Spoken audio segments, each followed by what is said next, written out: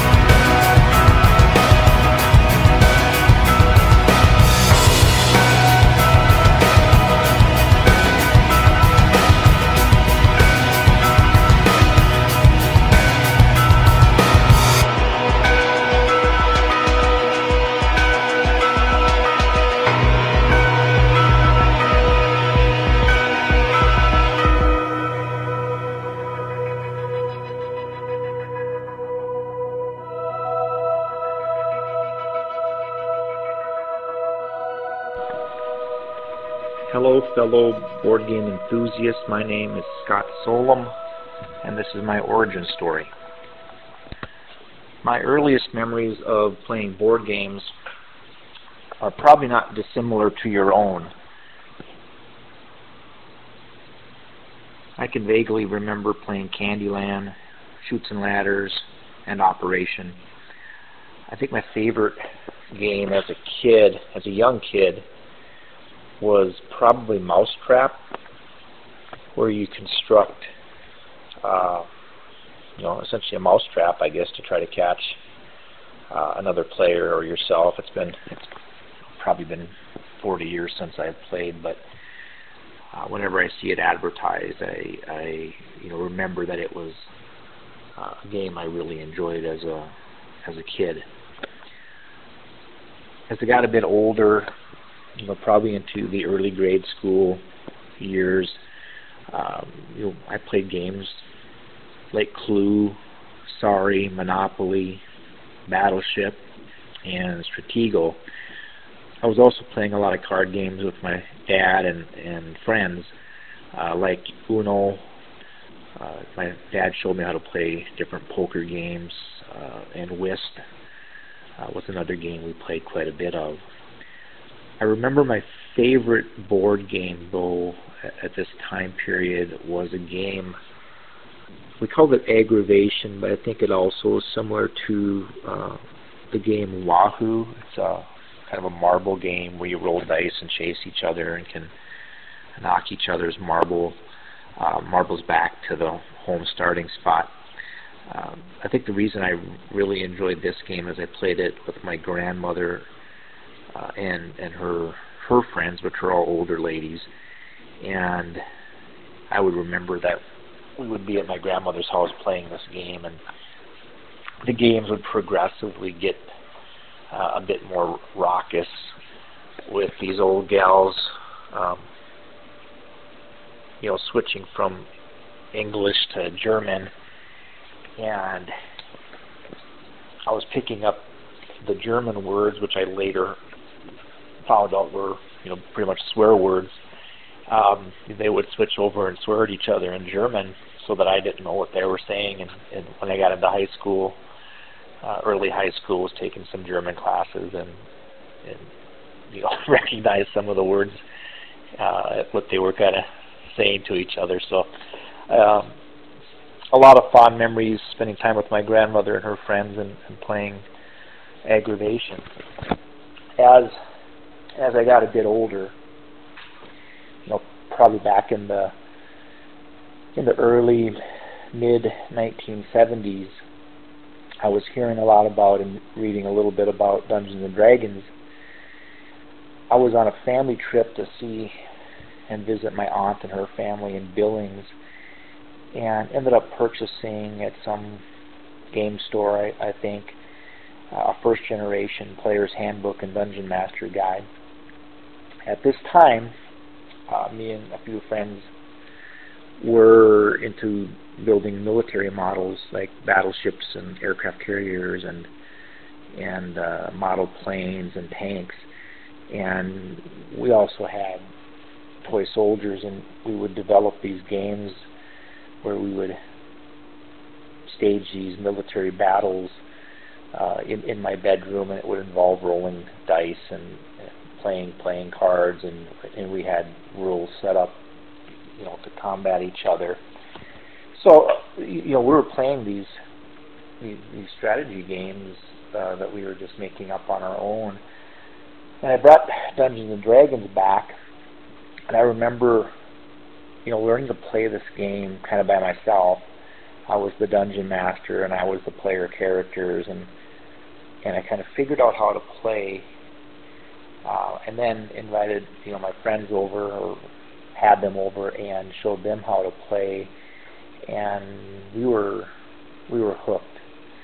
And we played Dungeons and Dragons all the way from late grade school, middle school, even through high school, playing in setting up games that we could set up and walk away from in friends' garages or in basements, and we were playing several nights during the week and on weekends. I remember the early modules like In Search of the Unknown and Sinister Secret of Salt Marsh and Castle Amber, and eventually we had purchased collectively all of the various manuals and all of the modules and dozens of pewter figurines, made our own plexiglass boards, grid boards out of construction paper, so we could use crayons to kind of map out modules as we were playing them. And we spent hours and hours together, and our Dungeons and Dragons group got bigger. And this was, in Zapp, North Dakota, so we kind of had all the kids in town, within 2 or 3 or 4 grades either direction, playing this game. And eventually we met kids in Beulah that also were playing Dungeons and Dragons, and got to play a lot with them as well. In the 7th grade, I think, I started pouring concrete during the summer. I did this all the way through high school. And 7th grade, though, first year I poured concrete, I met a co-worker who was a high school math teacher. And we had a lot of discussions while working about Dungeons and Dragons and things like that. He gave me The Hobbit as a present for a birthday or something, an old paperback early version of The Hobbit, and because he knew I was into Dungeons and Dragons. We became lifelong friends, and he was even in my first wedding. But back in 7th grade, he had asked me if I'd ever heard of Risk, and I hadn't heard of Risk, so he invited me over and a few friends, and he showed us how to play Risk. And this ended up being a regular event every Sunday from 7th grade, till I graduated from high school. And a group of us would get together. He'd have the Vikings game on the TV, and we were at an old kitchen table in the basement. And a group of us would get together and play Risk on Sundays.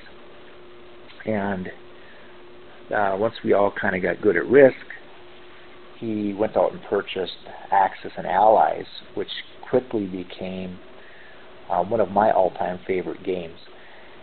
Milton Bradley, about the same time, shortly after they came out with Risk, they came out with a game similar to Risk called Shogun, and my friend bought that.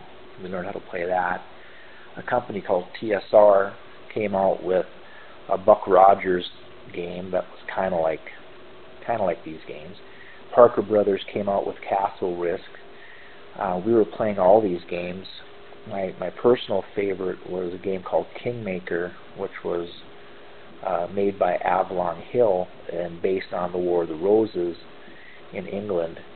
Avalon Hill was putting out a lot of games at this time.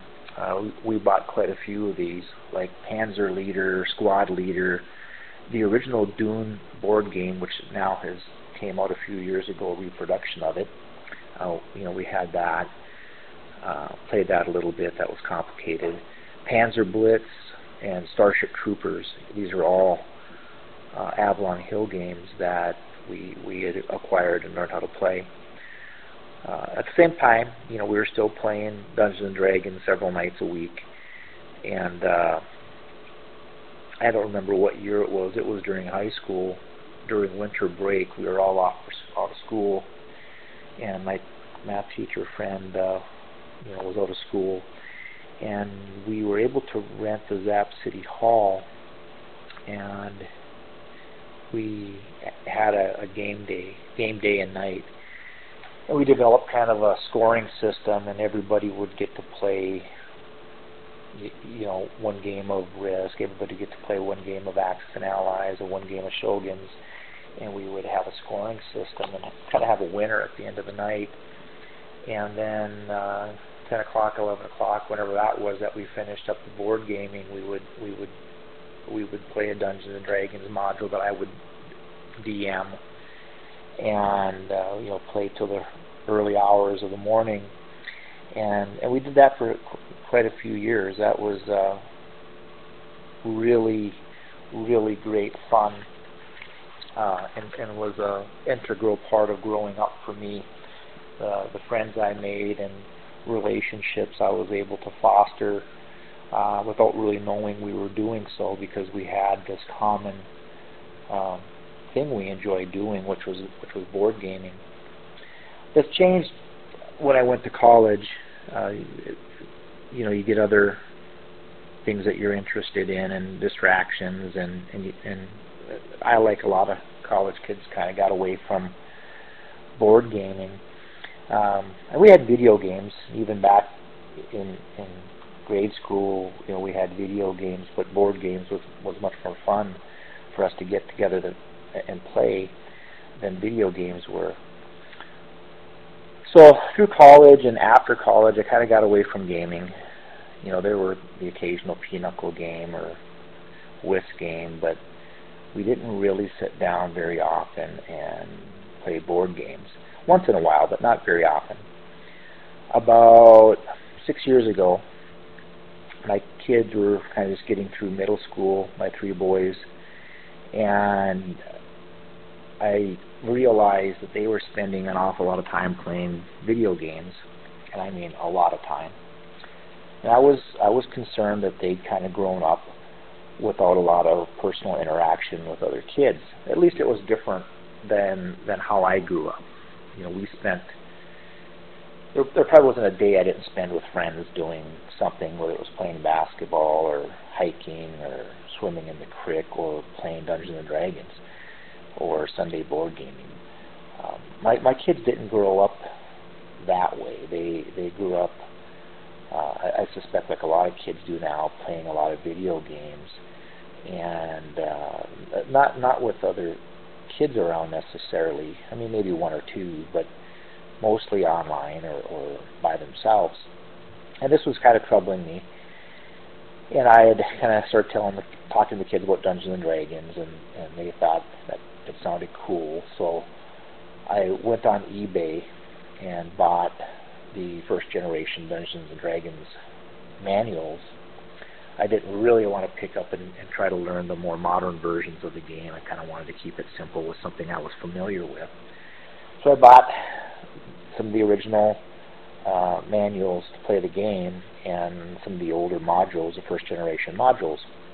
And I remember we got together, my 3 boys and a couple of their friends, in the basement of my office, and we kind of set up a table and set the Dungeons and Dragons stuff up. You know, I bought some plastic figurines and had the tag board and plexiglass grid board set up. And it became apparent very quickly how excited they were about playing Dungeons and Dragons, and we rolled up some characters. And then the next week we started Sinister Secret of Salt Marsh. And for the next several weeks we just played and played and played. The kids couldn't get enough of it. And then we were on to the next module, and this became a weekly regular occurrence that we would get together, the same 5 kids and me, playing Dungeons and Dragons modules. Every once in a while a different kid would come in and play as well. And I noticed that my kids and their friends were pretty much dropping whatever they were doing to get together and game. And that was very cool for me. And I also kind of found kind of a rekindled excitement about gaming, and you know, feeling like a teenager again. At least, you know, sitting down having conversations and having fun and laughing and playing Dungeons and Dragons with these kids. During the last couple of years, we also started playing board games. We started with Betrayal at House on the Hill. I purchased the game, read the rules, watched the 2-part tabletop with Will Wheaton episodes on the game, and then we got together at my office and set up and played, and it was great. We played that weekly and got some more kids involved in it. And I was talking to some friends about, you know, how cool it was that my kids were getting together to play board games with me and Dungeons and Dragons and things, and we're not playing video games or socially interacting. And found that a lot of my friends that I didn't know, you know, were into board gaming, were into board gaming, or at least it sounded interesting to them.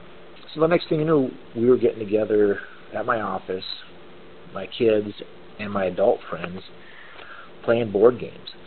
And you know, we started playing other games like Settlers of Catan and Pandemic and Scythe and Horrified, and that kind of brings us current. My kids have, my last one just graduated this year, and the other kids are all living right now in different towns in Minnesota and North Dakota. We don't get together regularly in game anymore, although we talk about it. We don't really have opportunities to get together. But when they're home, they generally do get a hold of me, and we try to get together. But I've noticed that my adult friends, the numbers have grown, and our collective game library has grown. We now get together once a week and every other Sunday to learn new board games and play old favorites. And usually our numbers range from 4 players to 12 players. And we have space and tables to accommodate multiple games at the same time. And this is how I met my good friend Andrew Davidson, who kindly would come up to Beulah to show us and teach us new games. We've also organized a full Saturday board game event at the Zap Sportsman's Club. We've fondly named Zapapalooza. We get together around noon and play board games till about 4 in the morning.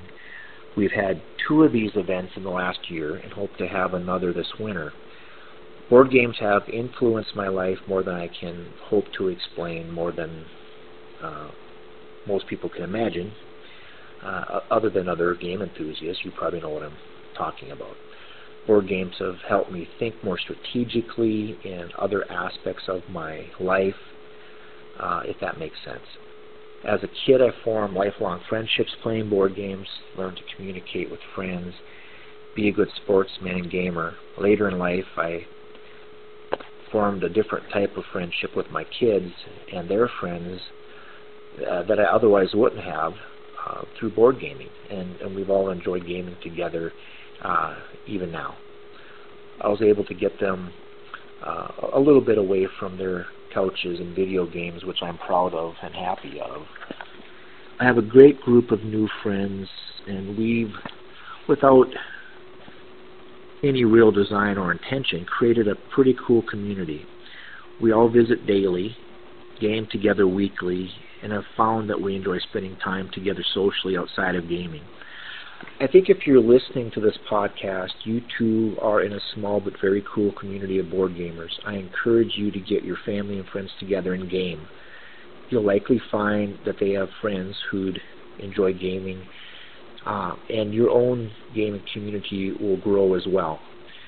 And you'll pass the gift of board gaming on to others, which is pretty neat, I think. If you're interested in spending an evening or Sunday afternoon in Beulah board gaming, give me a call and I'll let you know when and where. Come join us. We'd love to have you. Andrew can put you in touch with me, and I'll try to let you know through Andrew when the next Appalooza will happen. Thank you, Andrew, and as per my ability, for inviting me to share my origin story with you. And thank you, fellow gamer. I hope to see you at the game table in the future. This is Scott Solem, and this is my origin story.